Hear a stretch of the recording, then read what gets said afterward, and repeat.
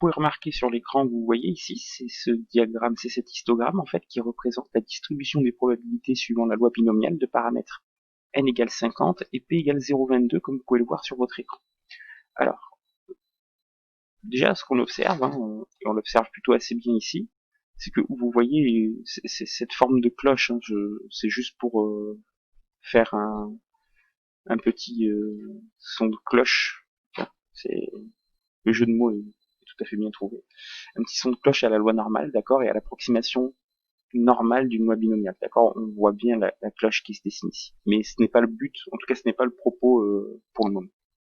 Donc vous avez votre histogramme, et l'idée ici, ça va être de trouver deux bornes, d'accord. Donc là j'ai ma borne gauche et là j'ai ma borne droite. Ça va être de trouver deux bornes telles que la probabilité entre ces deux bornes soit égale à 0,95. Alors, mon protocole va être le suivant.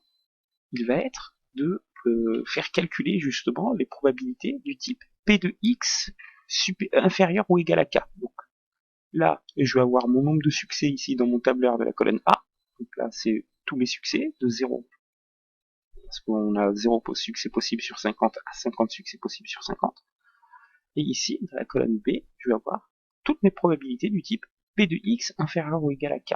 Vous voyez, hop, c'est une fonction croissante, puisque vous cumulez les probabilités. Donc en fait, vous partez de 0 et normalement, vous arrivez à la fin à 1, puisque la probabilité maximale possible, c'est 1. Et on a dit, dans le théorème la dernière fois, que on cherchait deux bornes, telles que la probabilité qu'on soit inférieur à la première borne, cette probabilité soit supérieure à 0,025, c'est-à-dire qu'en fait, on veut que la zone, là vous ne voyez pas le graphe, mais la zone à gauche, ici, soit égale à 0,025.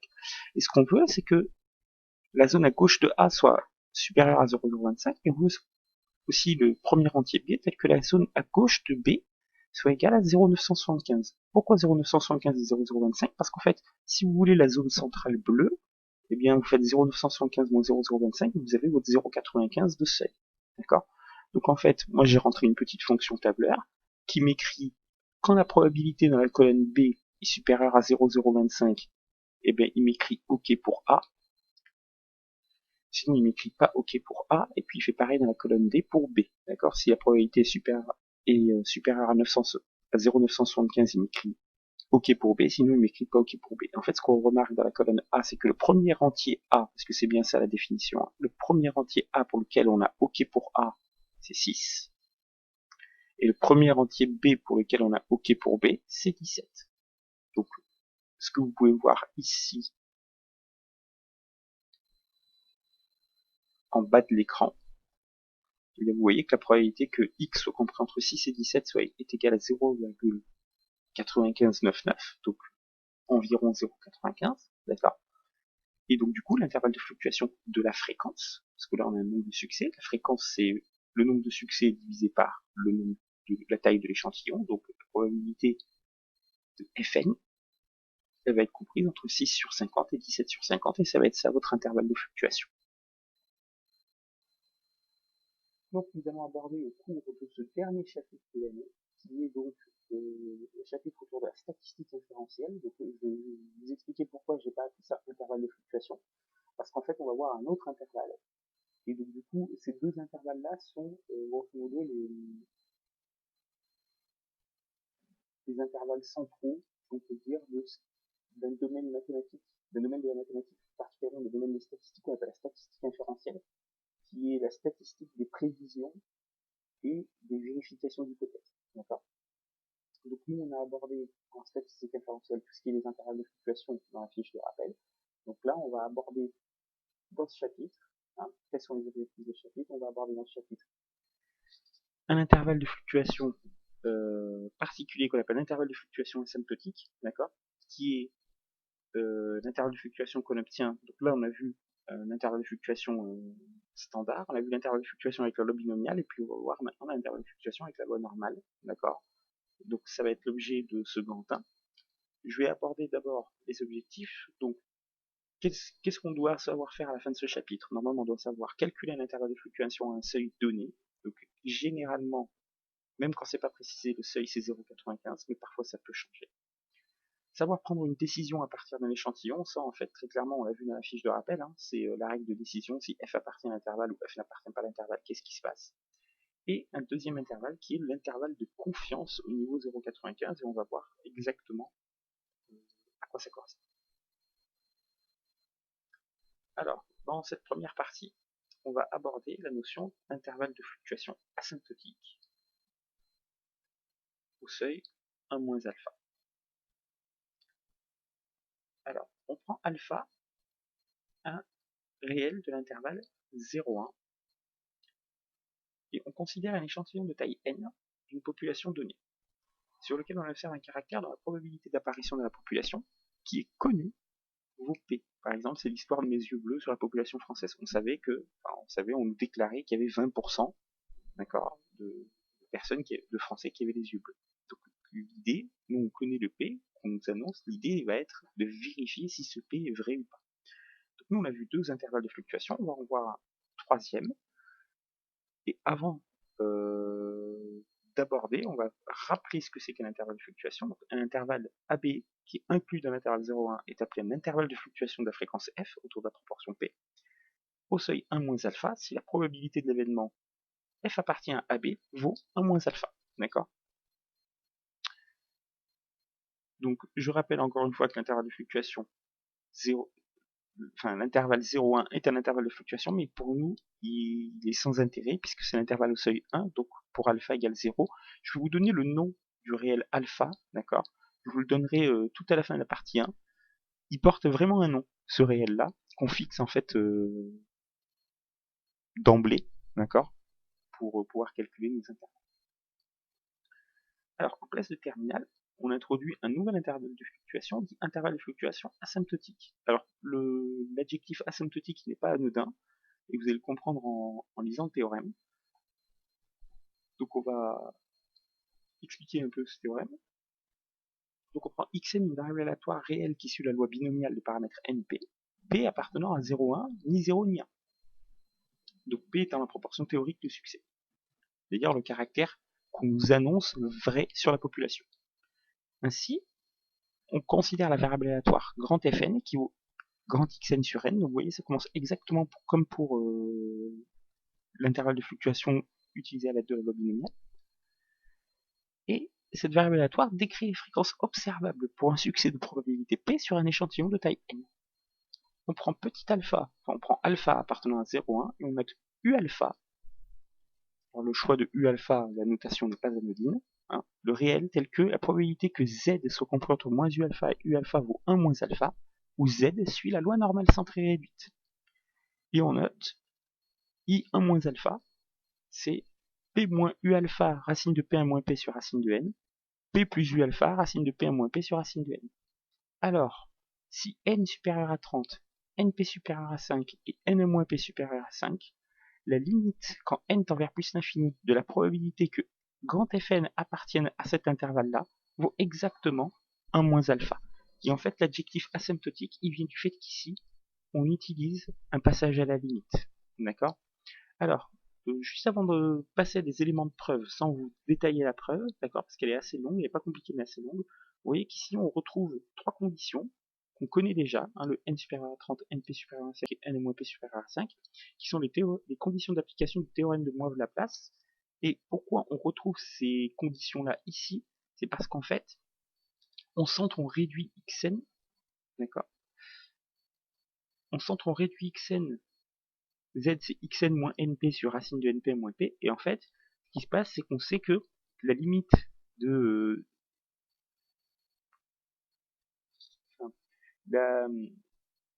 le passage à la limite, quand on centre et réduit xn, nous permet de dire que la probabilité que xn moins np sur racine de np moins p, 1 moins p prend ses valeurs entre a et b, c'est l'intégrale de a à b de f de t dt, où f c'est la variable aléatoire, c'est la densité de la loi normale centrée réduite.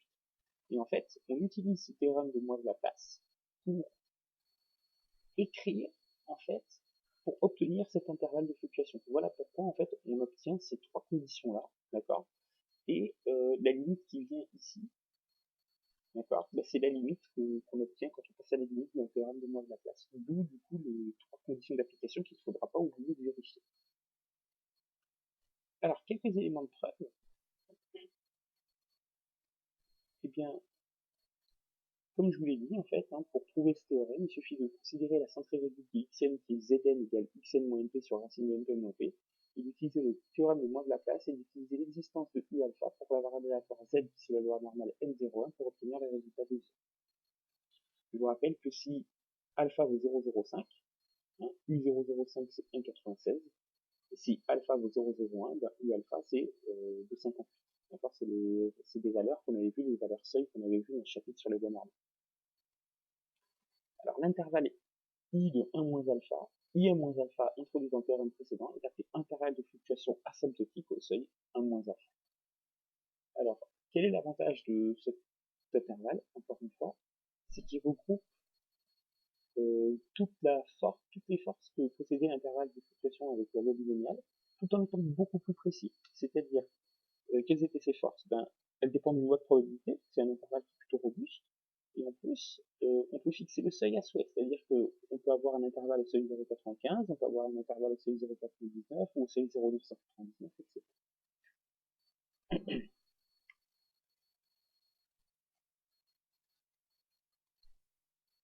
Alors, je pense que je vais aborder là quelques remarques. Avec l'intervalle de fluctuation asymptotique, comme avec l'intervalle de fluctuation vu en première, on peut ajuster le niveau de seuil. Avec l'intervalle de fluctuation asymptotique, comme avec les autres intervalles de fluctuation, on arrondit systématiquement la borne gauche de l'intervalle par défaut et la borne droite de l'intervalle par excès. Cela permet de garantir le seuil de probabilité voulu. On va en faire un exemple juste après. Si Z suit la loi normale centrée réduite, alors la probabilité que Z se comprend entre moins U alpha et U alpha est égale à 0,95 pour U alpha à peu près à 1,96. C'est pourquoi au lycée, on utilise classiquement l'intervalle qui est ici, c'est l'intervalle I0,95, et à la place de U alpha, en fait, on met le 1,96, d'accord? C'est l'intervalle, c'est I0,95, c'est celui qu'on utilise classiquement au lycée. Et l'intervalle de fluctuation asymptotique, parfois on nous pose des questions là-dessus, donc j'ai préféré mettre la remarque. L'intervalle de fluctuation asymptotique I1 moins alpha a une amplitude égale à 2U alpha racine de P1 moins P sur racine de N, et en particulier si alpha vaut 0,05, 1 moins alpha vaut 0,95, et bien l'intervalle de fluctuation seuil 0,95 a une amplitude égale à 3,92 racine de P1 moins P sur racine de N.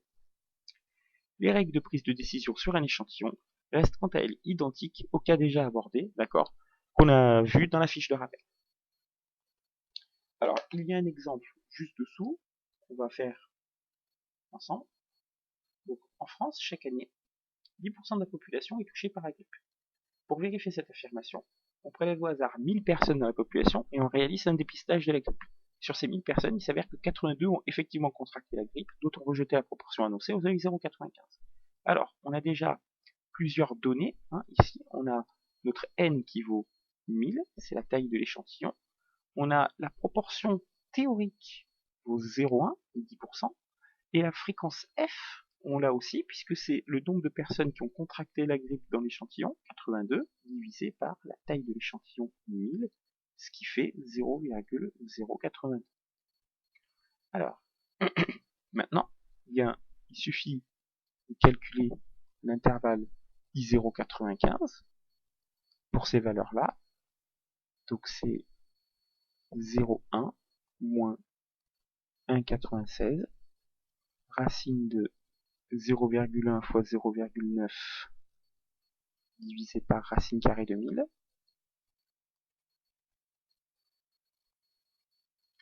Et la borne supérieure, c'est 0,1 plus 1,96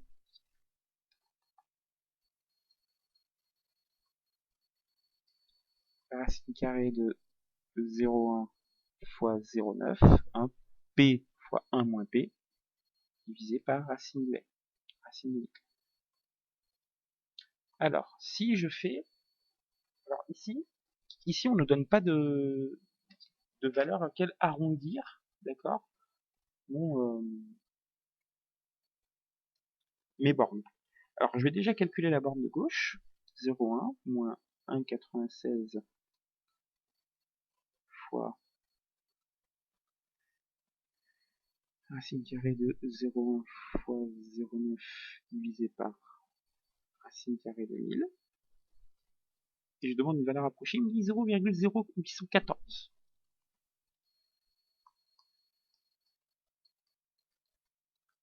Alors je vais mettre 4 chiffres, et je vais vous montrer comment on fait un arrondi par défaut et un arrondi par excès à 10-3. Je vais calculer maintenant la bande sup, donc avec le plus 1,96, et on a 0,1185.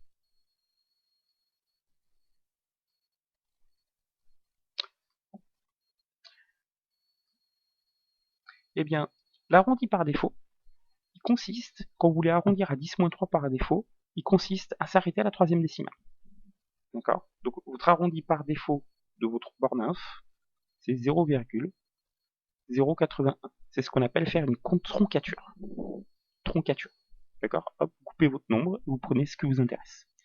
Pour l'arrondi par excès, normalement la règle d'arrondi elle est simple. Hein. Si vous voulez arrondir à 10-3, donc à la troisième décimale, vous regardez la quatrième.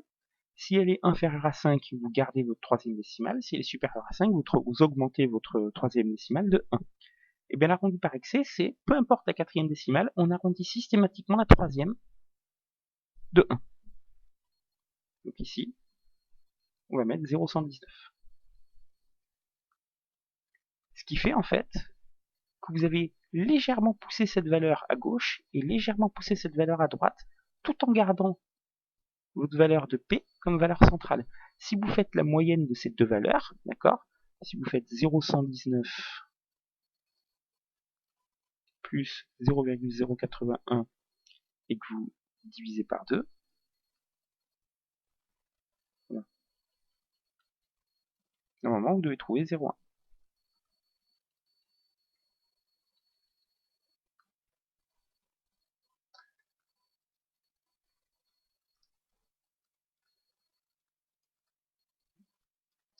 Vous trouvez effectivement 0,1. D'accord? Donc votre valeur 0,1 ici est bien votre valeur centrale. Maintenant, bien la règle de décision elle ne change pas. Hein. Or, bien f vaut 0,082. On regarde s'il appartient à cet intervalle-là. Oui. Donc, conclusion, on ne rejette pas l'hypothèse.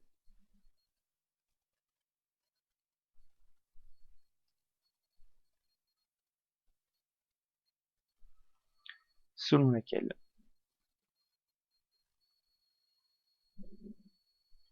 10% des Français ont bien contracté la grippe.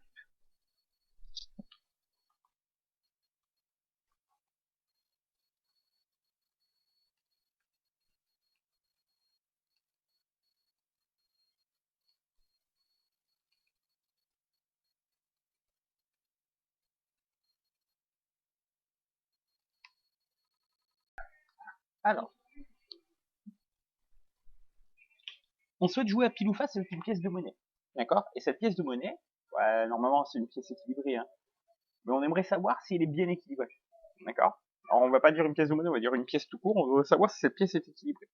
Pour cela, on va la lancer 80 fois. Alors, les 3 premières questions, c'est juste au feeling, d'accord? On constate qu'elle tombe une seule fois sur pile. Qu'est-ce qu'on peut penser de cette pièce? Ben, vu que c'est une pièce et qu'on s'attend à avoir à peu près la moitié de pile et la moitié de face, on se dit bon, eh bien, une fois sur pile, c'est quand même très très rare, donc on peut supposer qu'elle n'est pas équilibrée. Même question si elle tombe 41 fois sur pile. Ah ben là, par contre, 41 étant très proche de la moitié de 80, hein, puisque la moitié de 80 c'est 40, 41 c'est très proche de 40, bon ben, on peut supposer qu'elle est plutôt bien équilibrée. Et même question si elle tombe 29 fois sur pile. Alors là, je vais pas vous le demander, mais pour avoir fait depuis plusieurs années cet exercice, quand je pose cette question-là, j'ai une moitié de classe qui répond elle est équilibrée, une autre moitié de classe qui répond elle n'est pas équilibrée. Pourquoi? Parce que ça fait bizarre, mais 29 fois ça paraît à la fois peu et à la fois quand même assez proche de 40. Donc là, il se pourrait qu'on soit assez proche, par exemple, de la borne gauche de l'intervalle de fluctuation. Et ça, on va l'aborder dans les questions d'après. Alors, la suite de l'exercice, c'est on constate qu'elle tombe, on souhaite déterminer à partir de quelle fréquence d'apparition du pile, c'est-à-dire au bout de combien de piles en fait sur 80, on peut raisonnablement penser que la pièce n'est pas équilibrée. Donc, selon l'hypothèse selon laquelle la pièce est bien équilibrée, quelle est la probabilité P qu'elle tombe sur pile lors d'un lancer? Eh bien, si la pièce est bien équilibrée, la probabilité de faire pile, qu'on a noté P, elle vaut 1,5, d'accord? Donc 0,5. Toujours sous cette hypothèse, justifier que le nombre x de fois où la pièce tombe sur pile au cours des 80 lancers est une loi binomiale dont on précisera ses paramètres. Alors, là, c'est la fameuse démonstration en 3 points. Hein. On appelle, on nomme x, on dit le nombre de fois où la pièce nombre x de fois où la pièce tombe sur pile. Donc x est une variable aléatoire qui compte le nombre de fois où la pièce tombe sur pile sur 80 lancers. On a une épreuve à des issues dont le succès est l'événement la pièce tombe sur pile de probabilité 0,5. On répète cette expérience 80 fois à l'identique et de manière indépendante. X compte le nombre de piles sur 80 lancés, donc X compte le nombre de succès, donc X suit la loi binomiale de paramètres 80 et 0,5. Et ce qu'on peut voir, c'est que l'espérance de X vaut 40. D'accord 80 fois 0,5, ça fait 40. Et le 40, c'est ce bâton-là. 40, c'est ce bâton-là. Alors, ce qu'on peut voir, c'est que l'histogramme, lui, n'est pas tout à fait symétrique par rapport à cette barre. D'accord? Donc, l'idée, ça va être de trouver deux entiers A et B qui vont se répartir plutôt de manière symétrique autour de cette barre, et telle que la probabilité d'être entre ces deux entiers A et B soit exactement égale à 0,95. Alors, le diagramme en bas ci-dessous représente la probabilité P de xi, P de x égale xi, où xi est un entier entre 0 et 80. On a colorié environ 95% de l'aire totale des bâtons, déterminé graphiquement les deux entiers A et B, tels que P de x compris entre A et B est égal à 0,95. L'espérance de x, donc c'est 40, c'est noir, et en fait ce qu'on voit ici, c'est que 30 est ici, 31, donc A a l'air d'être égal à 32, et B a l'air d'être égal à 48. Alors ce qu'on peut voir, c'est que déjà, cette valeur centrale de 40, elle est bien entre 32 et 48, c'est bien la valeur centrale, d'accord? Pas de souci. Dans la question 4C, on vient de trouver que A égale 32, je vais l'écrire en plus gros, et que B égale 48. Donc, la probabilité, si vous voulez, la probabilité que x soit compris entre 32 et 48 fait environ 0,95, c'est-à-dire la probabilité d'être, enfin c'est la probabilité qu'on cherche. Donc du coup, finalement, qu'est-ce qu'on peut penser de la pièce qui était tombée 29 fois sur pile? Donc je vous ai dit, moi quand je le fais cet exercice, généralement quand je demande, j'ai une moitié de classe qui répond oui ça va, c'est pas mal, et la même qui dit ah mais non c'est pas assez. Mais ce qu'on peut voir, c'est que 29 n'étant pas compris entre 32 et 48, la probabilité qu'elle tombe 29 fois sur pile étant plus faible, enfin étant dans la zone, n'étant pas en fait, je vais formuler différemment. La probabilité qu'elle tombe 29 fois sur pile étant trop faible pour pouvoir être fréquente, on va rejeter l'hypothèse selon laquelle quand on observe 29 piles sur 80, ben, la pièce soit bien équilibrée. Dans cet exercice 2, on vous demande dans chacun des cas suivants, en première question, de vérifier que les conditions pour utiliser un intervalle de fluctuation asymptotique au seuil de 95% sont satisfaites, puis déterminer cet intervalle en arrondissant si nécessaire les voir d'un 10-3 près. Alors, je vais détailler les conditions pour les trois. Je détaillerai le calcul de l'intervalle pour le premier et je vous donnerai les résultats pour les deux. Alors, les conditions d'application de l'intervalle de fluctuation asymptotique, les conditions du calcul, c'est les conditions d'application du théorème de Moivre-Laplace. C'est-à-dire qu'il faut que n soit supérieur à 30, np soit supérieur ou égal à 5, et que n1 moins p soit également supérieur à 5. Or ici, bien, n égale 1000 qui lui est supérieur à 30, NP, c'est 1000 fois 0,5, c'est-à-dire 500, c'est supérieur à 5. Et N1 moins P, P vaut 0,5, 1 moins P vaut 0,5 également. Donc 1000 fois 0,5, ça fait 500, c'est bien supérieur à 5. Donc, dans ce cas-là, les trois conditions d'application pour calculer l'intervalle de fluctuation asymptotique sont réunies. Et donc, du coup, cet intervalle au seuil 0,95, il vaut 0,5 moins 1,96 racine de 0,5 fois 0,5, donc 0,5, parce que 0,5 fois 0,5, ça veut 0,5 au carré, hein, donc racine de 0,5 au carré, ça fait 0,5, divisé par racine de 1000,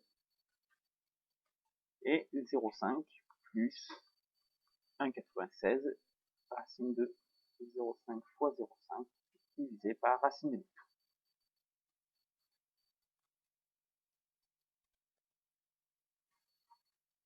Donc, en faisant le calcul, ensuite, vous demandez à votre calculatrice, hein.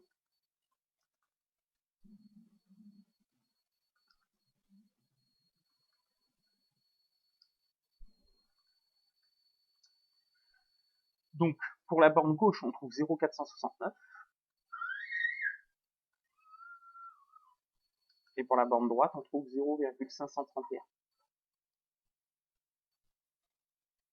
Pour l'exemple numéro 2, on a donc N qui vaut 100 qui est supérieur à 30, NP qui vaut 100 fois 0,35, donc 35 c'est bien supérieur à 5, et NM-P c'est le complément à 100 de 35, c'est 65, c'est bien supérieur à 5, donc pas de problème ici, on peut calculer l'intervalle de fluctuation asymptotique. Donc cet intervalle-là c'est 0,35 moins 1,96 racine de 0,35 fois 0,65 divisé par racine de 100, qui fait 10, et 0,35 plus 1,96 racine de 0,35 fois 0,65 divisé par racine de 100. Quand on calcule les deux bornes, on trouve 0,256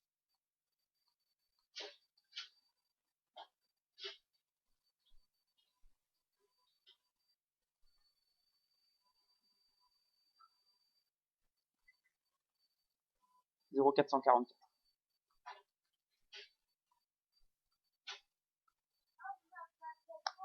Pour le dernier exemple,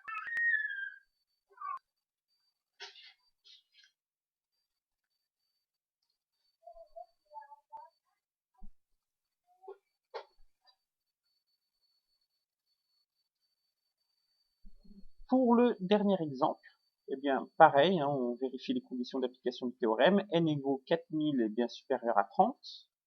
NP vaut 4000 fois 0,7, ce qui fait 2800.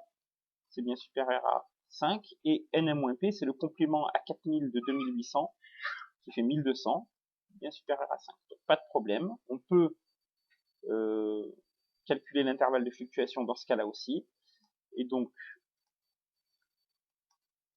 cet intervalle-là, c'est 0,7 moins 1,96 fois racine de 0,7 fois 0,3 divisé par racine de 4000 qui fait 20. Et 0,7 plus 1,96 racine de 0,7 fois 0,3 divisé par racine de 4000. Et quand on fait la règle d'arrondi, on trouve 0,685, 0,715.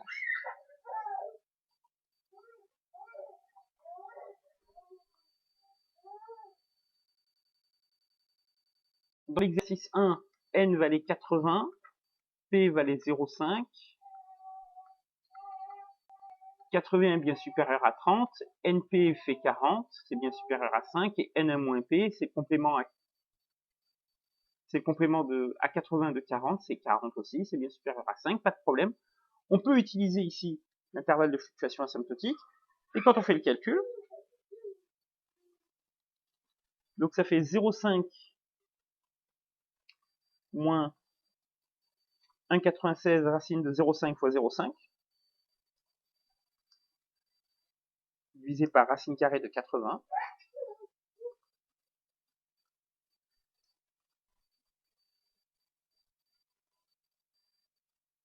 et 0,5 plus 1,96 racine de 0,5 fois 0,5 divisé par racine de 80. Et quand vous faites le calcul, eh bien l'intervalle de fluctuation asymptotique au seuil 0,95 dans le cadre de l'exercice 1, c'est 0,390,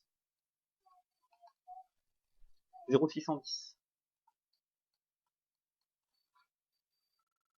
Alors, pour cet exercice 3, c'était une histoire de tickets qu'on vous remettez suite à vos achats en magasin. Ça arrive parfois, et en fait, vous insérez votre ticket dans une borne et il vous dit si c'est gagné ou perdu. Et la direction du magasin annonce que il y a un ticket sur 10 qui est gagnant, ce qui fait une probabilité de gagner de 10%, 0,1. Et en fait, il y a une association de consommateurs qui, pour vérifier cette affirmation, va observer 100 tickets sur la journée et observer que 5 tickets étaient gagnants. Et donc on vous dit déterminer la probabilité théorique de gagner et la probabilité observée sur l'échantillon de gagner. Donc la probabilité théorique de gagner, c'est la proportion de tickets gagnants qu'annonce le magasin. Donc c'est 1 sur 10, soit 0,1. 10% de tickets gagnants. Et la fréquence de tickets observés, la fréquence de tickets gagnants observés sur la journée, eh bien c'est le nombre de tickets gagnants 5 divisé par le nombre de tickets observés 100, c'est-à-dire 0,05. Question 2, on vous demande de vérifier que les conditions de calcul de l'intervalle de fluctuation sont bien réunies. Donc n vaut 100, il est bien supérieur à 30. np, c'est 100 fois 0,1, c'est-à-dire 10, c'est supérieur à 5. Et nm-p, c'est le complément à 100 de 10, c'est 90, il est bien aussi supérieur à 5. Donc les conditions sont réunies pour calculer l'intervalle de fluctuation qu'on calcule dans la question suivante. Donc I0,95, c'est 0,1 moins 1,96 racine de 0,1 fois 0,9 divisé par racine de 100. Et 0,1 plus 1,96 racine de 0,1 fois 0,9 divisé par racine de 100. Quand vous faites le calcul, vous faites la règle des arrondis, vous trouvez 0,041 en borne gauche et 0,159 en borne droite. Et question 4, que peut annoncer l'association consommateur? Eh bien, la fréquence observée 0,05, elle est bien dans l'intervalle de fluctuation ici. Donc, on ne peut pas rejeter l'hypothèse selon laquelle 10% des tickets annoncés sont gagnants. Donc, il est probable que la probabilité de gagner à ce jeu soit bien de 10%. Alors, on admet que dans la population d'enfants de 11 à 14 ans, des départements français, le pourcentage d'enfants ayant déjà eu une crise d'asthme dans leur vie est de 13%. Un médecin d'une ville de ce département est surpris du nombre important d'enfants le consultant ayant des crises d'asthme et en informe les services sanitaires. Ceux-ci décident donc de reprendre une étude et d'évaluer la proportion d'enfants de 11 à 14 ans ayant déjà eu des crises d'asthme. Ils sélectionnent de manière aléatoire 100 jeunes de 11 à 14 ans de la ville. On vous demande de déterminer l'intervalle de fluctuation asymptotique au seuil de 95% de la proportion de jeunes de 11 à 14 ans ayant eu une crise d'asthme dans les échantillons de taille 100. On arrondira les bornes à 10-3. Eh bien, ici, P vaut 0,13. N, c'est le nombre de personnes, c'est le nombre de jeunes interrogés, c'est 100. Donc, on va vérifier déjà que on peut calculer cet intervalle de fluctuation. Ben, N, c'est 100, il est supérieur à 30, il n'y a pas de souci. NP, c'est 0,13 fois 100, ça fait 13 supérieur à 5, pas de problème. Et NM-P, c'est le complément à 100 de 13, c'est 87, mais supérieur à 5. Donc, on peut calculer l'intervalle de fluctuation au seuil 0,95, et l'intervalle de fluctuation de 0,95, c'est 0,13 moins 1,96 racine de 0,13 fois 0,87 divisé par racine de 100, et 0,13 plus 1,96 racine de 0,13 fois 0,87 divisé par racine de 100. Donc, quand vous faites ces calculs-là et en utilisant la règle des arrondis,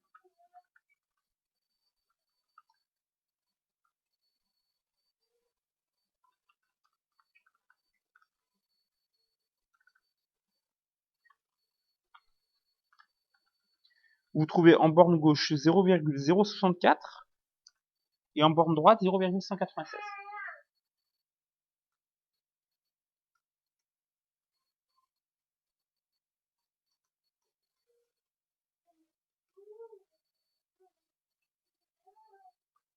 Question 2.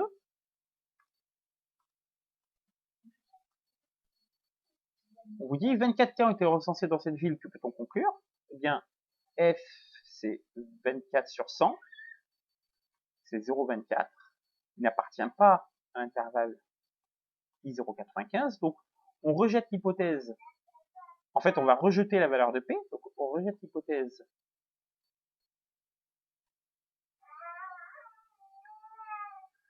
selon laquelle 13% des jeunes de 11 à 14 ans ont une crise d'asthme.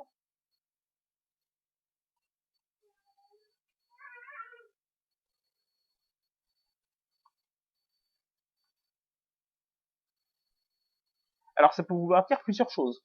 Ça peut vouloir dire que soit la proportion annoncée, le 0,13, est faux, et à ce moment-là c'est soit sous-évalué, soit surévalué, soit c'est l'échantillon qui pose problème. Et si c'est l'échantillon qui pose problème, ça veut dire qu'il y a un vrai problème sanitaire à cet endroit-là. Donc, ici, l'agence de santé publique, elle peut soit décider de refaire une étude pour vérifier que la première étude ne soit pas faussée, d'accord? Peut-être parce que l'échantillon, le hasard parfois fait mal les choses, hein, il fait bien les choses, mais parfois il fait mal les choses. Soit, après plusieurs nouvelles enquêtes, il peut décider de mettre en place un plan de prévention, etc., etc. Alors, on va voir un deuxième intervalle qu'on appelle l'intervalle de confiance au niveau 0,95. On considère cette fois-ci un caractère de la probabilité de réalisation P est inconnu et difficilement quantifiable. D'accord? Par exemple, les tendances de vote lors d'élections. Dans le cadre de l'intervalle de fluctuation, le P, c'était une hypothèse qu'on supposait, soit dans le cadre, soit parce qu'on nous le disait, soit parce que le cadre s'y prêtait bien pour émettre une hypothèse. Par exemple, je lance une pièce, P, on s'attend à ce que ce soit 0,5. On ne l'annonce pas, mais on peut s'attendre à. D'accord? Ou bien on nous annonce, comme pour l'histoire de l'exercice juste avant, d'accord, ou avec la crise d'asthme, on nous dit 13% des jeunes, là on vous donne un P, donc ici, il n'y a pas besoin de l'estimer, d'accord, on a juste besoin de le vérifier. Donc quand on vérifie une hypothèse sur une proportion, on utilise ce qu'on appelle un intervalle de fluctuation, mais par contre, il peut s'avérer qu'on ait des cas où le P, on ne le connaît pas. Je vous prends un exemple, pendant les élections, là les élections municipales à Sens, par exemple, on nous a donné des tendances avant le premier tour, et il s'avère que le premier tour, on a eu des résultats. Et souvent, alors je vais prendre un autre exemple du coup, parce que je pense que ça parlera plus, par exemple pour les élections présidentielles, souvent, on voit des tonnes de sondages avant le premier tour, avec des chiffres, des chiffres, des chiffres, des chiffres, des chiffres, des chiffres, des chiffres, on vous dit, ah ben tiens, il a gagné tant, il a perdu tant, il a gagné tant, il a perdu tant, et au final, il s'avère que, au premier tour, c'est très rare qu'il y ait des surprises, on arrive à des valeurs à peu près obtenues au moment où on faisait ces sondages. Alors, vous allez me dire, mais oui, mais comment on arrive à estimer ces valeurs? Eh bien, justement, on va réaliser un protocole qui est le suivant. On va prélever un échantillon de taille n dans la population, et on va observer la fréquence prise par caractère dans cet échantillon. C'est-à-dire qu'on va demander à 1000 personnes pour qui compte voter au premier tour d'une élection, par exemple. D'accord? Et pour chaque candidat, on va lui attribuer donc une fréquence, d'accord, F, et du fait des fluctuations d'échantillonnage, d'accord, c'est ce qu'on a vu dans la fiche de rappel, cette fréquence seule n'a peu d'intérêt, d'accord, c'est l'estimateur ponctuel, il n'a peu d'intérêt. Par contre, pour lui donner un sens, on peut estimer la valeur théorique qu'on va avoir après le premier tour, c'est-à-dire quand tout le monde aura voté, ou tous ceux qui veulent voter auront voté, la valeur théorique attendue par le candidat, enfin obtenue par le candidat, on peut l'estimer à l'aide d'un intervalle à partir de la fréquence qu'on observe. Alors, une première définition, un intervalle AB inclus dans 0,1 est un intervalle aléatoire d'une proportion inconnue P, si P a une certaine probabilité qu'on appelle niveau de confiance d'être dans cet intervalle. Cette fois-ci, tout à l'heure, on essayait de vérifier P en utilisant la valeur de F. Cette fois-ci, on va estimer P en utilisant la valeur de F. Comme P est estimé par F, l'intervalle aléatoire, qu'on appelle intervalle de confiance, en fait, c'est ce qu'on va voir,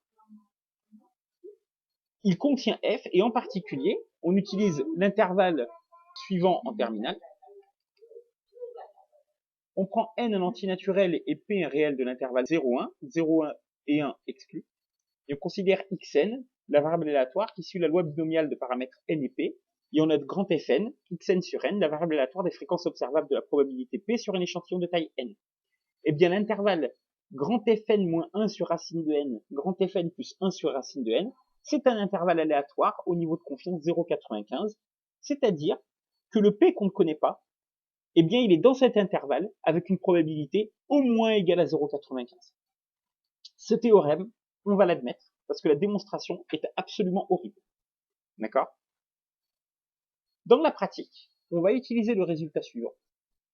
puisque fn c'est une variable aléatoire, d'accord? On ne sait pas quelle valeur elle prend.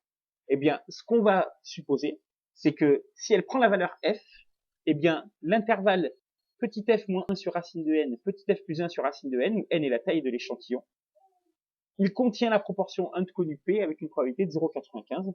Cet intervalle qu'on appelle IC, c'est un intervalle aléatoire qu'on appelle intervalle de confiance au niveau 0,95 de la proportion p. On comprend tout de suite le mot confiance parce qu'on se dit grosso modo, cet intervalle-là, à 95%, il va contenir le p que je cherche. Alors ce ne sera pas la valeur centrale, puisque la valeur centrale c'est la fréquence que vous observez, mais en tout cas il va être entre les deux. D'accord? Alors quelques remarques. Comme avec l'intervalle de fluctuation, on arrondit la borne gauche par défaut, la borne droite par excès, pour être sûr d'atteindre le niveau de confiance souhaité. Dans d'autres disciplines, on va utiliser un intervalle qui ressemble beaucoup à l'intervalle de fluctuation asymptotique, qui s'appelle l'intervalle de confiance asymptotique, qui est f moins 1,96 racine de f1 moins f sur racine de n et f1 plus 1,96 racine de f1 moins f sur racine de n au niveau de confiance 0,95. On pourrait même mettre u alpha, d'accord, avec un niveau de confiance 1 moins alpha, ce qu'on appelle l'intervalle de confiance asymptotique. Alors, il ne s'agit pas juste de substituer les p par f, d'accord? Il y a exactement la même procédure, c'est-à-dire qu'on utilise une loi binomiale, qu'on approche par une loi normale, on passe à la limite, par le théorème de Moivre-Laplace, etc. Mais nous, alors, vous pouvez utiliser cet intervalle, d'accord? Mais c'est pas celui qui est au programme. Celui qui est au programme, c'est bien celui qu'on vient de voir, c'est-à-dire le f moins 1 sur racine de n et f plus 1 sur racine de n. Et l'intervalle de confiance que nous, on a abordé, il a une amplitude égale à 2 sur racine de n. Alors, petit exemple. D'après une étude portée sur 1000 Français, 534 ont déclaré voter pour Monsieur X au deuxième tour des prochaines élections présidentielles. Monsieur X peut-il espérer être élu en toute sérénité? Alors, la question c'est, F il vaut combien ici? Il vaut 534 sur 1000. C'est-à-dire 0,534. Et donc la question qu'on se pose c'est, est-ce que cette fréquence-là me permet de dire que dans 95% des cas, il peut être élu au premier tour? Au deuxième tour. Alors ici, la taille de l'échantillon c'est 1000, et l'intervalle de confiance, c'est donc 0,534 moins 1 sur racine de 1000, 0,534 plus 1 sur racine de 1000. Alors si vous faites le calcul avec la règle des arrondis,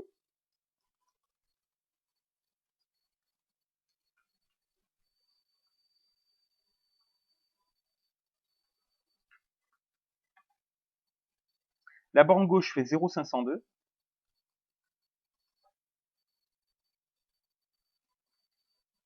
et la borne droite 0,566. Alors qu'est-ce qu'on observe? Alors on observe que dans 95% des cas, la valeur minimale P attendue est de 50,2%. Donc a priori, monsieur X va être élu. Est-ce que vous voyez le raisonnement?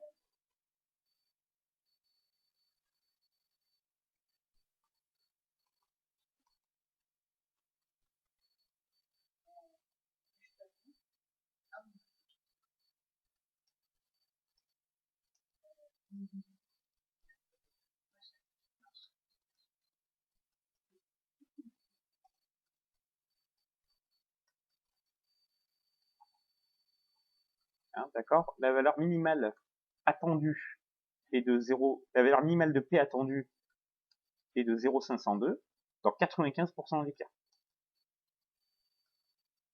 Donc, monsieur X peut espérer être élu en toute sérénité.